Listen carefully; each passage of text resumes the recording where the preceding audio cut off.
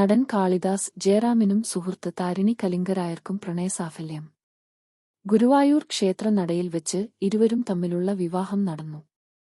വധൂവരന്മാരുടെ കുടുംബാംഗങ്ങൾക്കൊപ്പം cinema, രാഷ്ട്രീയ രംഗത്തെ പ്രമുഖരും ചടങ്ങിൽ പങ്കാളികളായി.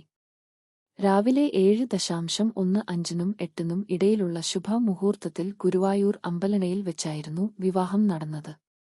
കാളിദാസന്റെ മാതാപിതാക്കളായ ജയറാമിനും പാർവതിക്കും ഒപ്പം താരിണിയുടെ മാതാപിതാക്കളും അടുത്ത ബന്ധുക്കളുമാണ് ചടങ്ങുകൾക്ക് നേതൃത്വം നൽകിയത്.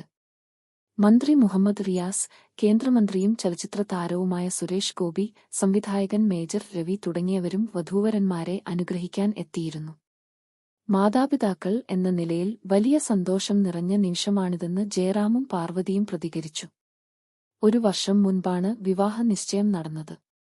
കാളിദാസിന്റെയും താരിണിയുടെയും പ്രീവെഡിംഗ് ചടങ്ങുകൾ കഴിഞ്ഞ ദിവസമാണ് ചെന്നൈയിൽ വെച്ച് നടന്നത്. ബന്ധുക്കൾക്കും വിവിധ മേഖലകളിൽ നിന്നുള്ള സുഹൃത്തുക്കൾക്കുമായി ഈ മാസം 11-ന് ചെന്നൈയിൽ വിപുലമായ വിവാഹ സൽക്കാര വിരുന്നൊരുക്കുമെന്നും വധൂവരന്മാരുടെ ബന്ധുക്കൾ അറിയിച്ചു.